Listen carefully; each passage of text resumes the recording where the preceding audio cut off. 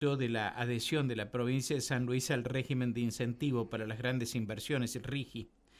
Y Verónica Miranda, cuando daba el informe acerca de esto, señalaba que habría intenciones de incluirlo en la sesión de hoy al tratamiento sobre tablas de ese proyecto que ha promovido el Poder Ejecutivo y que, como le señalamos, ha concitado la, digamos, oposición de distintas asambleas, organismos, entidades que se han manifestado en contra de esa adhesión por entender que finalmente no sería beneficiosa para la provincia de San Luis las inversiones que pudieran venir al amparo de ese régimen dispuesto por la ley base. Tengo comunicación con el doctor Antonio Mangione. Antonio Mangione, catedrático, investigador de la universidad, bueno, ustedes lo conocen, es el coordinador general del programa interdisciplinario socioambiental. Uno de las organizaciones, en este caso de dependencia del rectorado de la Universidad Nacional de San Luis, que actúan en el ámbito de la Universidad Nacional de San Luis y que se han manifestado también como adversos a la adhesión de San Luis al RIGI. Antonio, gracias por atenderme. Buen día. ¿Cómo estás? ¿Cómo andas? ¿Qué tal, Mario? Buen día. ¿Cómo están? Muy bien. Gracias por el espacio. Quería que me explicaras por qué ustedes de este programa institucional transdisciplinario y socioambiental se muestran opositores a la adhesión de la provincia de San Luis al RIGI, al régimen de incentivos para grandes inversiones. Eso es básicamente lo que quería. Sí, tal cual está planteado el RIGI, se hace ver como un sistema de grandes inversiones, de régimen de grandes inversiones, que no da ninguna garantía en términos de todos los recaudos que normalmente se deberían tener en materia de gestión de bienes comunes, lo que normalmente conocemos como recursos naturales, generando también problemas concretos en materia de acceso a justicia. Cuando uno dice acceso a justicia, no solo habla de acceso a la información o de entender y poder acceder a que se le haga justicia necesariamente, sino a las condiciones en las que se puede ejercer justicia. Cuando todos los pleitos y problemas de tipo administrativos, legales que ocurran por la implementación del RIGI tengan que ser resueltos por alguna demanda en tribunales extranjeros, la verdad que va a ser un problema para municipios, comunidades que se vean afectados, vecinos, emplazamientos, muy difícil gestionar el acceso a la justicia en tribunales extranjeros. Es decir, se exterioriza, se externaliza todos los procedimientos que normalmente se llevan adentro de un país bajo las condiciones de una nación quedan en otros tribunales. Después viene la casuística de que un alto porcentaje de los pleitos resueltos afuera no son favorables para Argentina, pero bueno, eso sí es parte de otra discusión. Eso por un lado. Por otro lado, y a riesgo de espantar a la audiencia, voy a decir algo de punto de vista filosófico. Los modelos con los que entendemos y vivimos el mundo y ejercemos, no sé, los gobiernos ejercen la política, las universidades ejercen sus políticas y cada uno tomamos decisiones, son modelos de ser y entender el mundo. Se llama una ontología, una forma de entender el mundo. Entonces, ya se le deben haber disparado varios de la audiencia. Pero no, ¿por qué? Pero por ahí la filosofía a veces corre gente, pero esa forma de ver el mundo es la que nos hace entender y nos hace sentir o más cómodos o más incómodos en el mundo en el que vivimos. El RIGI es parte de una visión acerca del mundo. Toma los recursos naturales como objetos de uso y gastos corrientes, que el RIGI es eso, ¿no? Es utilizar recursos naturales como gasto corriente. Ni siquiera como bienes de capital, ni siquiera como bienes de capital. ¿Qué significa tomarlo como gasto corriente? Extraigo lo que sea. y como el régimen me lo permite, la ganancia me lo llevo a otro lado y la invierto en finanzas o en el mercado o en la bolsa en cualquier lugar del mundo. Y entonces yo lo único que hago es invertir en mi empresa. Y eventualmente, por un eventual derrame y por un momento corto, y ese es otro tema, voy dejando algo en el lugar donde trabajo.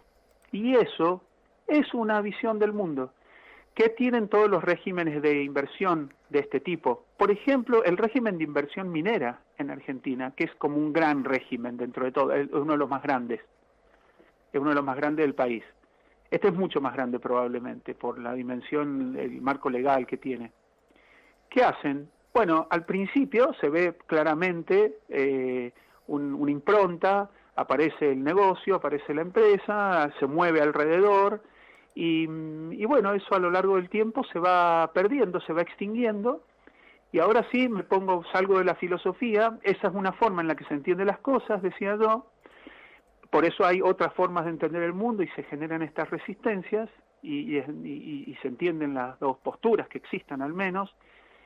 Y después tenemos el otro problema, no hay un solo dato empírico, no hay un solo dato de la realidad, no hay un solo dato de la historia en América Latina que pueda decir que por grandes inversiones en este marco, de esta forma, con estos marcos regulatorios, hayan reducido la pobreza y la desigualdad en América Latina.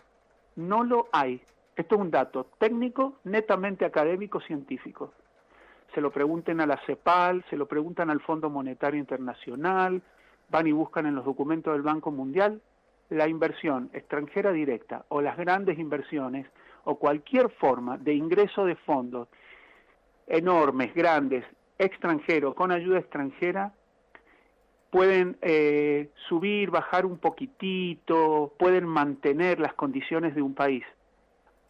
Casi nunca en América Latina han reducido la pobreza, ni han contribuido a reducirlo. Por el contrario, Mario, todos esos informes, todos esos documentos, todos esos metaanálisis de catedráticos, de especialistas en el tema, indican que muy por el contrario, hay otros factores que sí reducen la pobreza, para sorpresa de nadie. La inversión y el crédito doméstico, Sí. Lo que le llaman el capital humano, Sí. es decir, universidades, investigación, ciencia y tecnología aplicada en el territorio, etcétera, etcétera, y el gasto público, subsidios, apoyos.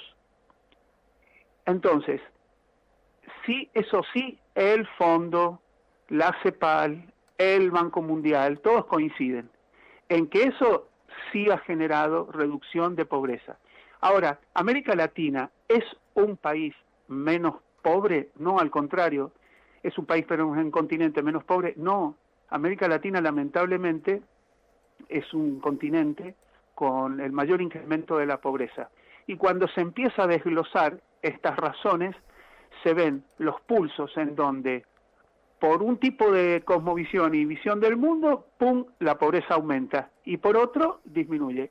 Y cuando aumenta la pobreza, aumenta en forma brutal.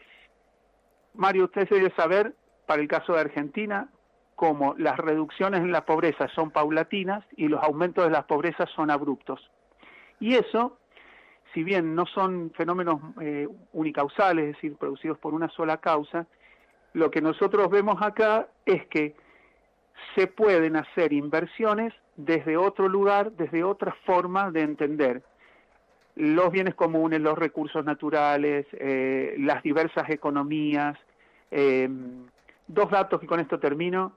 Las grandes inversiones en este criterio, de esta manera, de esta forma, que es como normalmente se aplican, siempre ha generado mayor desigualdad de ingreso, siempre genera un sesgo hacia los empleos más calificados, no solo en salario, sino en estatus social, un decrecimiento en el salario de otros empleos que no son los calificados, y por supuesto que en el corto plazo traen beneficios. Eso es indiscutible, eso también está altamente probado.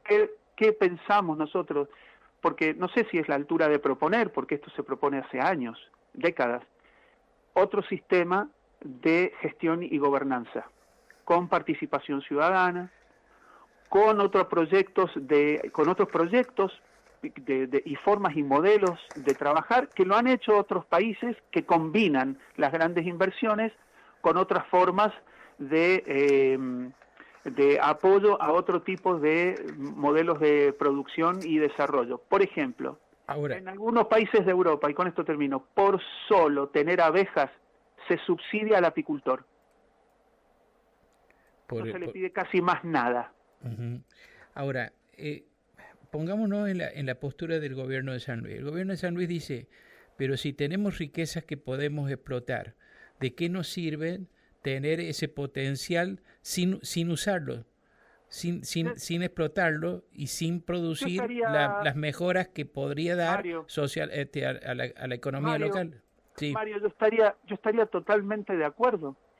En términos, pero esto es como si hacen falta casas y la gente está viviendo en la calle. ¿Cómo no vamos a construir casas? Ahora, ¿dónde se construyen? ¿Cómo se construyen? El costo de la construcción. ¿Cómo acceden las personas a la casa? Y después hablemos de energía fotovoltaica. ¿Cuánto sale tener un equipo fotovoltaico, no para la casa, sino lo que por ahí está pensando el gobierno? Tener grandes extensiones parques fotovoltaicos, ¿no? Y uno tiene que comprar el sistema que le permite tomar y dar a la red. Sí. Bueno, estamos hablando de ¿cuántos? ¿7.000? ¿5.000? ¿8.000? $10.000, porque varía. ¿En serio? ¿Así es? ¿Para qué grupo de gente? ¿Va a estar subsidiado? Bueno, se puede ver. ¿Cómo? ¿De qué manera? ¿En qué extensión se van a poner los paneles fotovoltaicos? ¿En pendientes? En, como escuché decir en algún momento, en tierras sin usos. Vamos a ponerlos en tierras sin usos. ¿En serio? ¿En tierras sin usos? ¿Existe la tierra sin uso? ¿En zona roja, en zona amarilla? Entonces, no es una cuestión de no a eso, no en el caso nuestro, no en el caso inclusive mío personal. Es cómo y para quién. Y ahora, el cómo y el para quién del RIGI es leonino. Pero yo puedo entender la realidad. Yo puedo entender inclusive por qué el gobierno lo dice, en qué lógica lo dice. Es una forma de ver el mundo y no es en principio cuestionable porque, a ver, en principio, digo, sí, lo cuestionamos, se puede cuestionar en números, en datos y también hasta ideológica y filosóficamente. Pero yo puedo entender por qué se está en ese lugar. La pregunta es, ¿por qué no hemos podido ensayar otros mecanismos? Y cuando se ensayaron y si dieron algún resultado, cualquiera, este mecanismo o el otro, ¿qué se aprendió de eso? Porque hasta ahora el resultado en América Latina no ha sido favorable. Esa es la única y la gran preocupación que tenemos. Parece ahora, que se repite la historia. Una última pregunta, Antonio, porque después debo ir a la pausa. Sí, está bien. Una última pregunta. El gobernador de la provincia dice que esta, como denominan ellos, ventanas para que vengan inversiones que se abre, podría ubicarnos en una nueva etapa de promoción industrial, en otra promoción industrial, para referirse a la transformación que tuvo San Luis décadas atrás. Esto es un argumento fuerte, muy fuerte para nosotros, ¿o no? Bueno, ¿cómo no va a ser de peso un argumento que dice que puede haber bienestar para un pueblo, para una nación, en este caso para la provincia? Sin ninguna duda es una razón fuerte. Para mí el argumento, insisto con esto, hay que ver cómo, dónde y cuándo. Mire, Mario, la prosperidad también trajo en San Luis no solo soluciones habitacionales, ostensible, claramente, pero al mismo tiempo el crecimiento en San Luis no fue planificado. No. Entonces, no fue planificado. Entonces ahora tenemos áreas protegidas con edificaciones por encima de los límites. Hay que salir a defender lo indefendible, como que es que no se puede no se puede edificar o generar obras en espacios, en zonas rojas de bosque nativo. Tenemos un uso suntuoso del agua en ciertas zonas de la provincia. El turismo es hiperconcentrado, trayendo diferencias enormes entre distintos sectores de la sociedad con acceso diferente al agua. Entonces uno dice, podríamos haber tenido promoción industrial, crecimiento y además una buena planificación, una distribución. ¿Acaso San Luis es menos desigual? ¿Cuánto desigual por la promoción industrial? ¿Todo dependió de la promoción industrial además? No. Entonces decimos, sí puede haber algún grado de progreso y desarrollo en un sentido amplio, y también, insisto con esto, ¿para quiénes? ¿En qué condiciones? ¿Cómo? Pero es absolutamente entendible. Y aparte, voy a ser absolutamente sincero, nada tiene mejor prensa que, por ejemplo, las energías renovables. Uh-huh. Al mismo tiempo, no hay ninguna energía limpia.